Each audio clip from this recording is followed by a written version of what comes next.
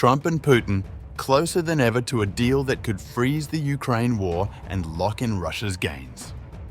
Behind closed doors, Washington and Moscow map out new borders, while Kyiv faces the unthinkable ceding land without losing it on the battlefield. And as talks edge forward, Russia readies a nuclear-powered missile test, a weapon with unlimited range and potentially catastrophic fallout.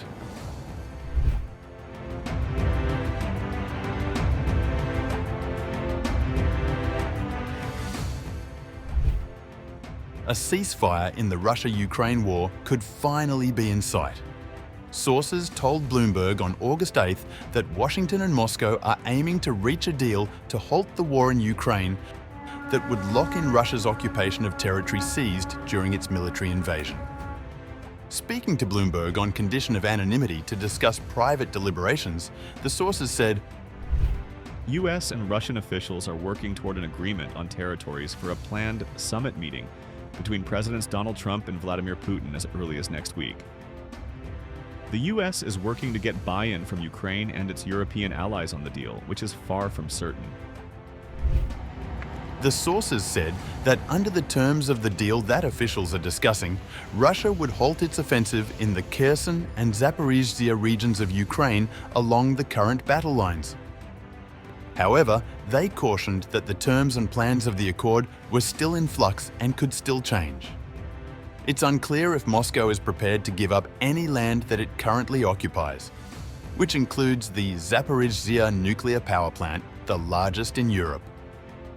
Putin is demanding that Ukraine cede its entire eastern Donbas area to Russia, as well as Crimea, which his forces illegally annexed in 2014.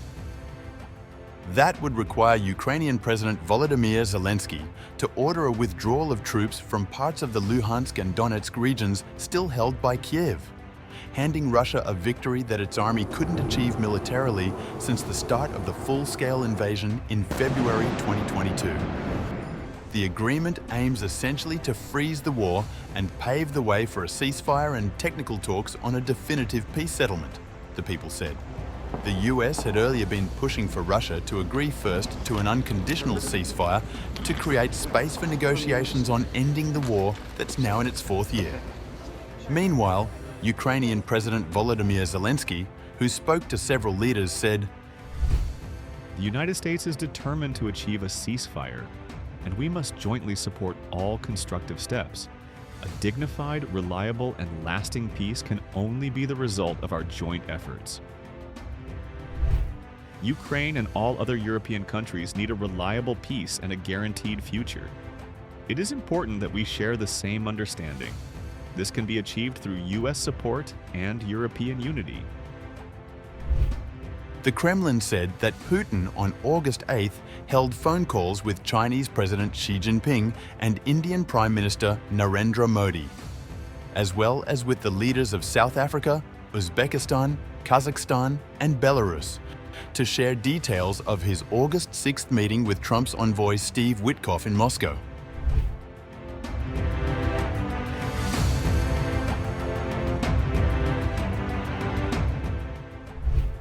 Russia's State Atomic Energy Corporation, Rosatom, appears to be on the verge of testing its contentious nuclear-powered Burevestnik missile in the coming days, following the closure of airspace and the movement of observation vessels into the Barents Sea.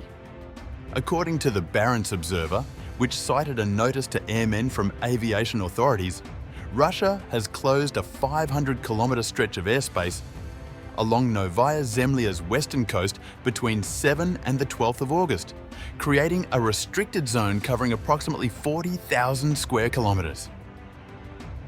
Satellite imagery, maritime activity and flight tracking suggest that preparations have been ongoing for several weeks at the Pankovo test site, a secluded military area long used by Rosatom for nuclear weapons and technology trials dating back to the late 1950s. The Barents Observer states that at least 4 vessels are now stationed in observation positions from west of the Matochkin Strait to Murman Bay.